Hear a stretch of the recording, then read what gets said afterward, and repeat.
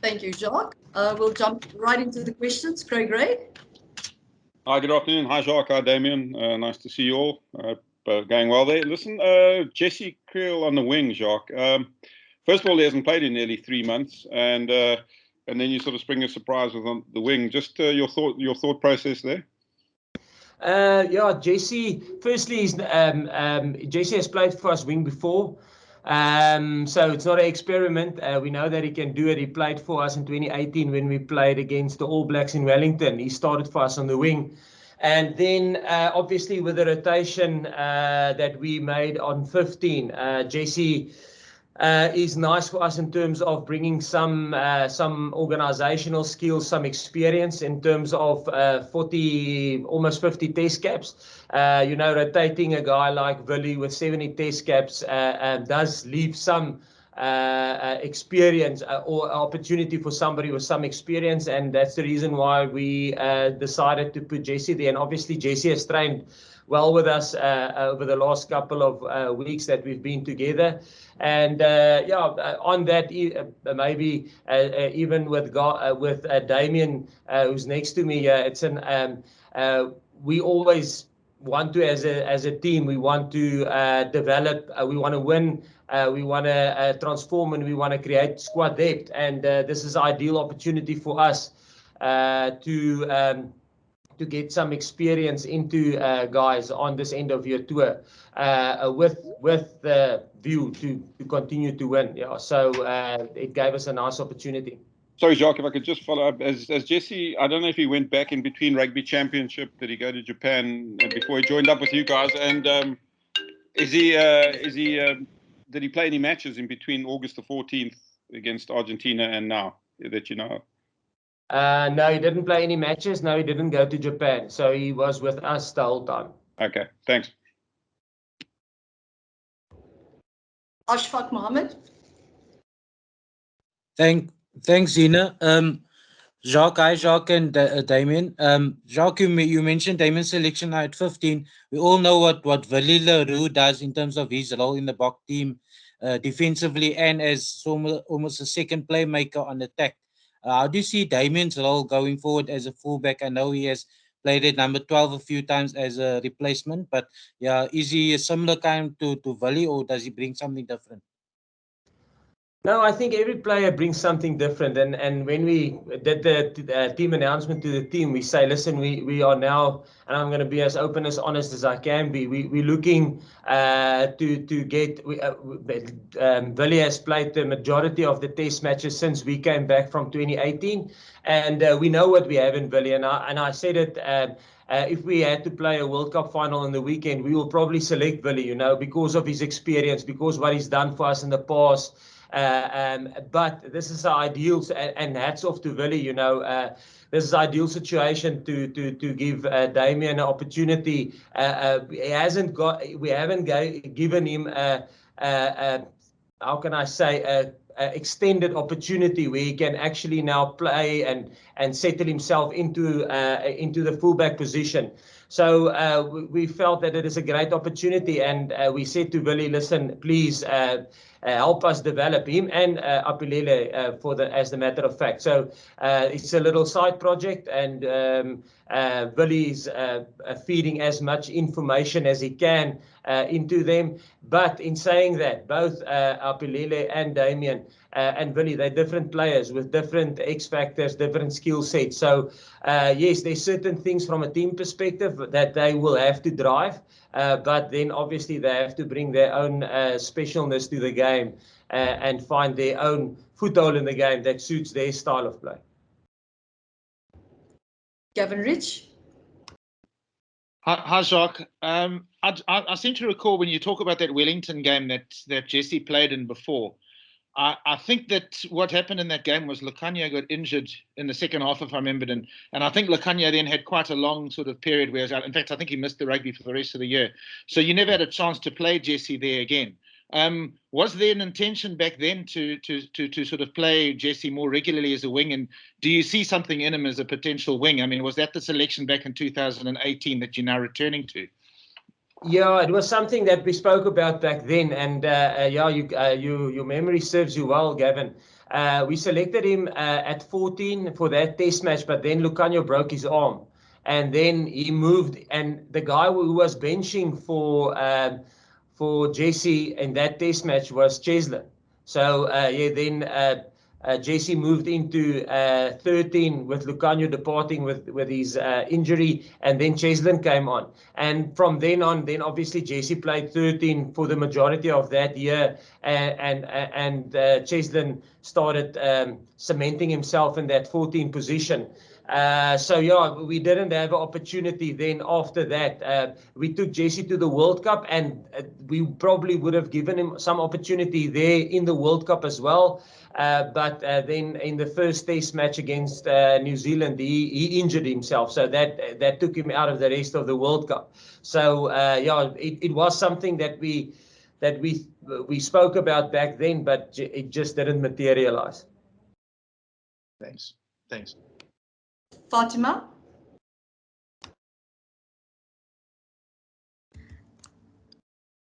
Hi, Zina. Just give me 1 second.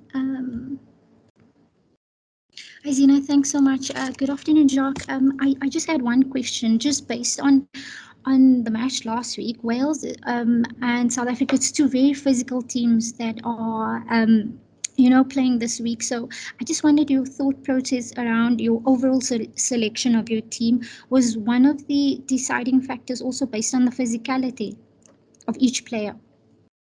And Fatima, yes, no, definitely. Wales is going to be a nice challenge for us, especially if you look at our record here in Cardiff against them. It's always a team that we struggle to beat over here, and because they are physical, and they will go toe to toe against with us in that department. So as you would see, there hasn't been any changes in the starting in our pack, both on the bench and the starting pack that beat New Zealand in the Rugby Championship. So yeah, obviously we will have to be at our best in terms of our physical side, or if we want to get a result this weekend.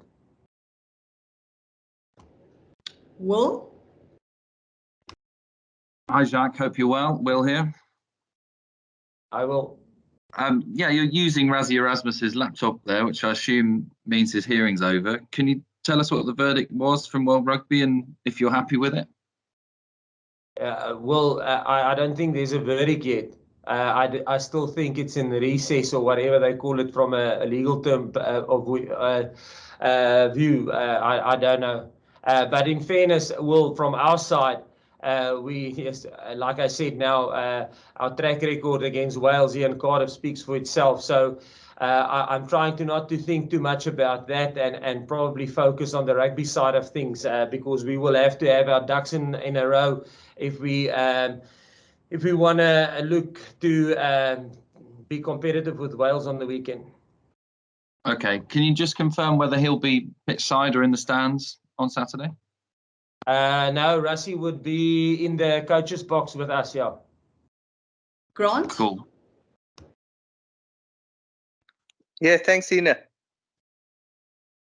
Hi, Jacques. I just wanted to ask you, was there the temptation to go with Kobus Reiniger and Hanré Pollard, the 9-10 axis? Obviously, they know each other well from Montpellier. You also spoke about giving Herschel a run on.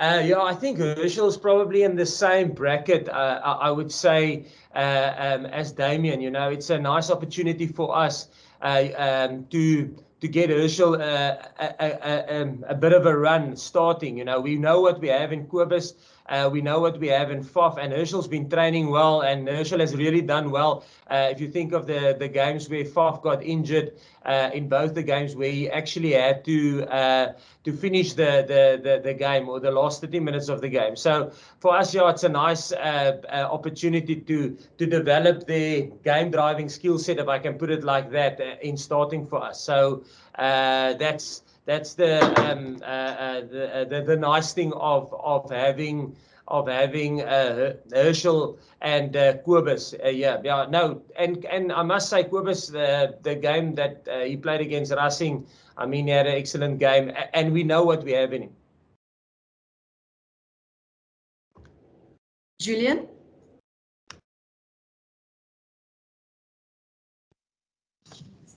Control shift there. Julian? Yeah, hello. Can you hear me? Yeah, Julian, can you hear you? How do you explain your relatively poor record in Cardiff, and what have you told the team about playing in Cardiff? Sorry, you broke up on the first part. If I'm not mistaken, your question was how can I explain our poor performance in Cardiff? Yeah, your relatively poor record there in recent times.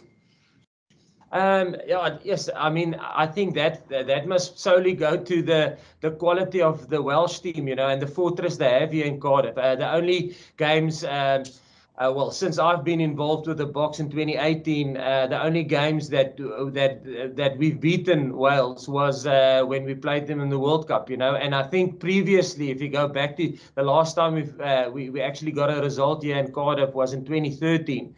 And the only other results we had was in the World Cup 2015 and then obviously 2019 World Cup. So I think it's just a fortress for them. I mean, the atmosphere in the stadium is tremendous, and I think the fans carry them, and that you grow an extra arm and a leg. Well, I would if this was my home ground. So I think.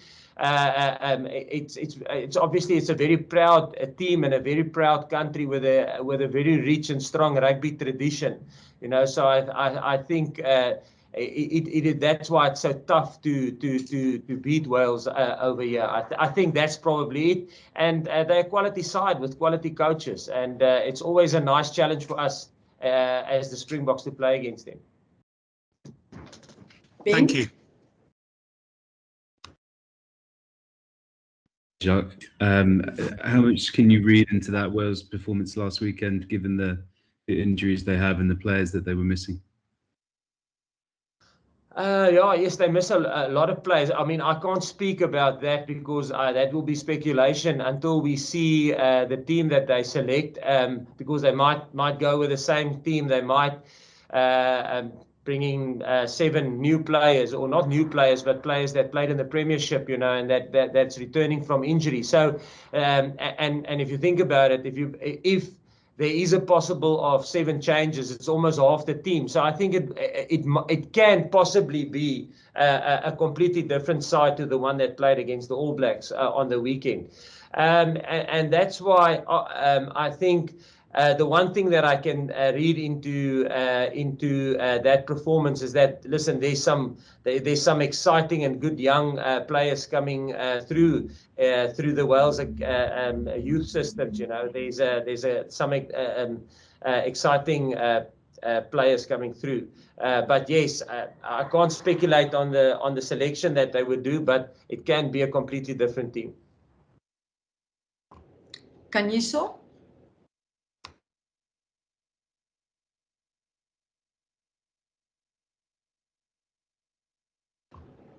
Kanyiso, you can ask your question. I'm here, thanks. Good afternoon, Jacques. Looking at the end of year tour in particular, how easy, difficult would it be to weigh up blinding a team, but also looking at blinding new players, but also getting results, considering the amount of rugby that has been played this year? Yeah, we will constantly try and put our France 2023 cap on, and that's probably without making caps easy. You must always work hard to get a test cap, and the players do. When we announced the team, I asked Damian here, how many tests have you played, and I think it's 13. It's going for 14 now, and I asked him how many starts, and he only had 3 starts up to now. England in 2018, then this year in 2019 he had a start against I think it was Namibia, Canada, and then he had a start in this year against Argentina. So you really have to work hard to get a test start here.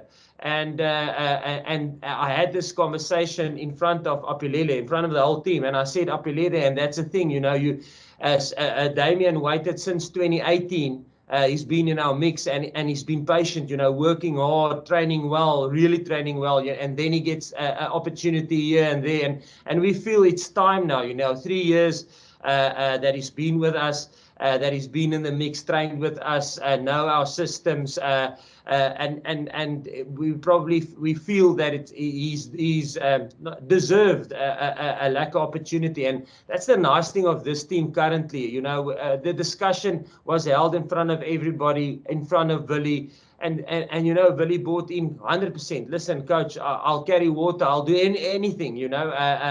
And he will feed the little detail that he uses during the week in how he builds and prepares, and he will pass on that experience to these guys. And I think that's a wonderful position we're in currently. Sbu? Hi, thanks, Zina. My question is also related to just that selection poser. How hard was it leaving Apelele out of the team? I know that he, in terms of newness and form and that exciting factor, is probably right up there. But of course, you mentioned that there's players that have been waiting in line. But how hard was it to leave him completely out of the 23? And is he still in the plans to maybe get a chance at some point against Scotland, maybe England, because games don't get easier on this tour? Yeah, no, yeah, it was that we had a nice discussion this morning as coaches. You know, it's tough. It's tough to leave somebody out of this team currently, you know, and we are fortunate to be in that position. You really have to work hard and be patient and continue working hard to get a shot in the 23. And it was tough because obviously he's got specific skill sets and attributes that he brings to the party, and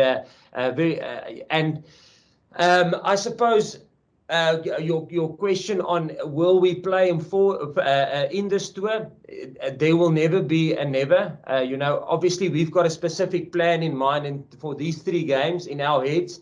But as you know, rugby, the ball is not round, it's oval, so you get weird bounces sometimes. But if things go according to plan, there might be an opportunity, but things might change and we might go a completely different route. But we've got a specific plan in our head. So it's not, it wasn't an easy decision, and it was a well-discussed topic in terms of this team selection. And like I say, winning is still our main priority. We want to try and get a result here. And in saying that, go back to how tough it is in the fortress of Cardiff to get a result against Wales. So it will be a nice challenge for the team that we did select. Just as a quick follow-up, Jacques, how did the young man take it? No, everybody here takes it well. You know, everybody, because I think we open and honest. There's no one-on-ones. We literally do the team selection and explanation in front of everybody. So there's not, so Apelele doesn't wonder what did I tell Damian, and there's no what did Jacques tell Willie. We speak open and honest about the team selection in front of everybody, so everybody understands our thought process. And you know what? It's competitive. So there is disappointment. There must be disappointment. If you're not disappointed, if you don't make the match day 23, you shouldn't be in the squad. But the moment you are not selected, your job's not done. You now have another job, and your job is to prepare this team and to give input in the 23 that's selected. So yes, obviously disappointment when he wasn't selected, as Willie was disappointed not being selected and on a rotational basis. But you know what? They get over it quickly, and then listen, my next task is now this, and then they get focused on that. We are almost at the end of the English section of our press conference. So can I take 2 more questions from David and Ben Coles, and then Adnan, I know yours would probably be in Afrikaans, I'm guessing, in Percy. So David, you may ask your question. Thank you. Hi, Jacques. Hope you're well. It's David here from the BBC. You mentioned how different a team Wales will be with the players returning. I also wondered what you thought of their kind of stylistic change under Wayne Pivac compared to how they played under Warren Gatland, you'd have come up against those more physical, pragmatic teams. What kind of a challenge do you expect under this new regime?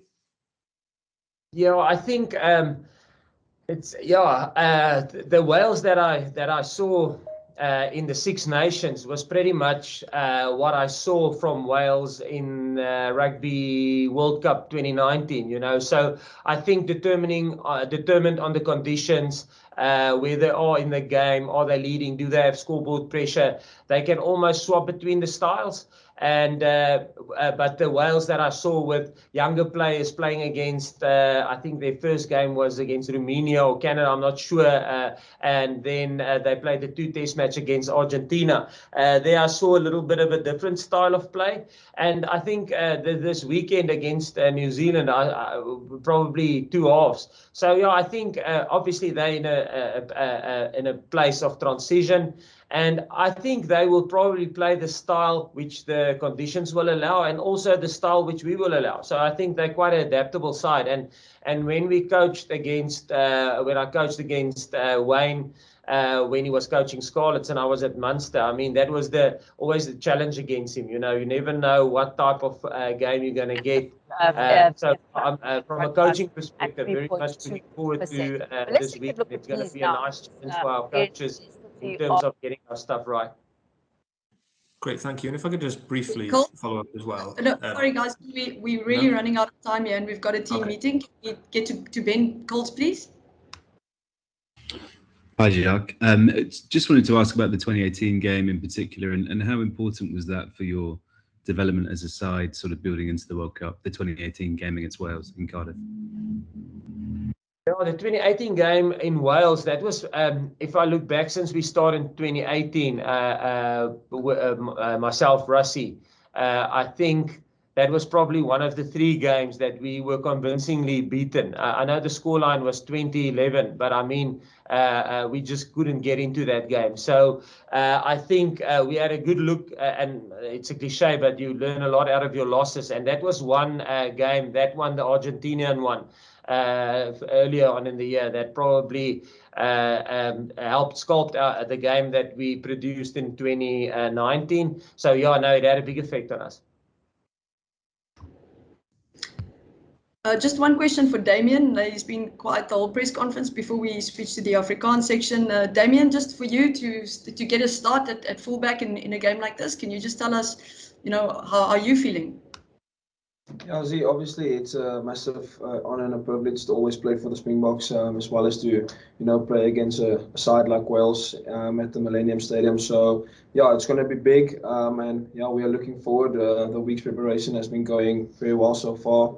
We had a good week in Paris as well. So yeah, I'm excited about the opportunity and, you know, to make a positive impact for the team and, you know, for us to go well this weekend. Thanks, ladies and gentlemen. That concludes the English section of the press conference. We now are switching over to Afrikaans. So for our international media, you're more than welcome to stay on. But you are also, you can sign off if you'd like to. Let's go straight to Percy. Thank you so much, Zina, and thank you so much for the opportunity. It's always insightful being part of this press conference. Jacques, Nienaber, kan ek jy vinnig vra meneer die afrigter, net kortliks, ek vra altyd die algemene vraag. Wat was jou denkwyse agter die span gewees, die veranderings wat jy aangebring het? En Jacques, miskien al net vir myself, miskien is ek 'n bietjie stadig. Kan jy net vir my die duidelikheid gee oor wat is Sibongo Nkosi se status? Ek vind dit baie moeilik om te verstaan hoe 'n Springbok wat nou onlangs in Australië is, steeds met papierwerk sukkel. Maar miskien is dit net my onkunde. En dan die ander deel is dan net vir Damian Willemse. Damian, die afrigters en die nasionale keerders, hulle plaas baie vertroue in jou sedert, soos jy sê, sedert 2018 of selfs voor dit. Is dit nou 'n geleentheid vir jou om jouself te vestig mondelik op heel agter? En net kortliks, wat is jou verhouding met jou kollega Willie? Eerste gaan. Okay. Percy, okay, die eerste ding, ek gaan sommer Sibongo se ding antwoord. Okay, so Sibongo moes 'n visa kry om in die UK in te kom. en sy paspoort was geldig, maar in sy paspoort, jy moet sekere vereistes hê, so daar moet 'n sekere hoeveelheid skoon blaaie wees vir jou om 'n visum te kry, maar die skoon blaaie moet aan weerskant, hulle moet aangrensend wees, as ek dit so kan sê. En sy skoon blaaie was nie aangrensend nie. So toe het hulle gesê die paspoort is nie geldig om 'n visum te kan kry nie. Die paspoort is geldig. Die paspoort het nie verval nie, hy's geldig. Hy's net nie hy voldoen nie aan die vereistes om 'n visum te kry nie. So toe moet hy weer heraansoek doen vir 'n nuwe paspoort met nuwe blaadjies sodat hy die visum kan kry. So dis wat met hom gebeur het.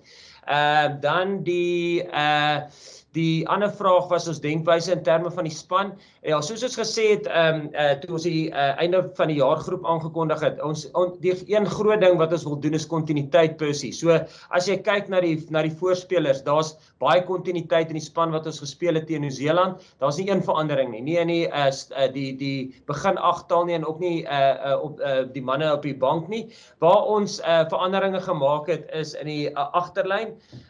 Basies 3 veranderinge. Faf is beseer, so dis 'n beseringsverandering en ons het Herschel daar aangeskuif en dan kom Kobus op die bank en dan het ons 'n rotasieverandering gemaak waar ons vir Damian Willemse in Willie Leroux se plek ingesit het. En dan die laaste verandering was gewees by op vleuel as gevolg van, kan ons dit maar sê, administratiewe probleme waar Cebu se visum nie betyds reg deurgekom het nie en ons het vir Jessie Kriel daar in sy plek aangewys. So jy kan sien daar's redelik verandering in die agterlyn en dis hoekom ons die voorspelers konstant gehou het om kontinuïteit te kry. Adnan? Ja, Damian? Ja, Percy, soos ek vroeër gesê het, dit is altyd 'n eer om vir die Springbokke te speel. Jy weet wanneer jy die kans kry en jy weet ek is obviously baie dankbaar vir die kans wat die coaches my gee om te start vir die span.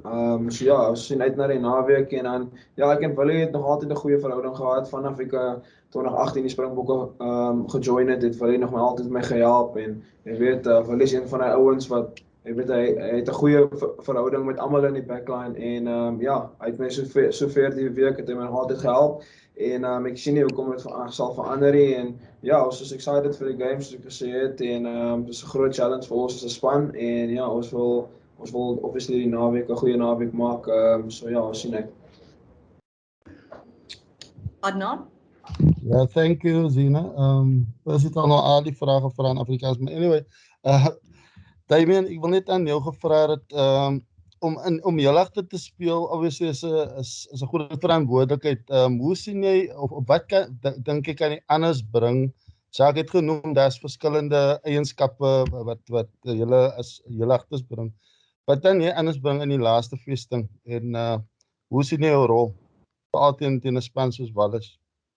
Ja, natuurlik gaan dit 'n groot wedstryd wees waar jy weet die ouens, die game drivers van die spans 10, 12, 15 groot besluite moet neem en jy weet en dit gaan obviously een van die games wees waar jy 2 of 3 geleenthede gaan hê om 'n groot impak te maak op die game, whether it is om 'n penalty te kry of om 'n 3 te druk of whatever om die span in die regte helfte van die veld te kry. Ek dink daai gaan wees, ons weet ons verwag 'n groot skopgame, ons weet nie wat Wallis gaan bring nie, maar ja, ek dink is maar net om te assesseer wat die game bring en wat ons moet doen as game drivers van die game. So ja, ek dink daar gaan groot besluite geneem moet word en ek dink dit gaan op my en die res van die manne hang om goeie besluite te neem, om die span in 'n goeie posisie te sit sodat ons hopelik daai druk in kan plaas in points.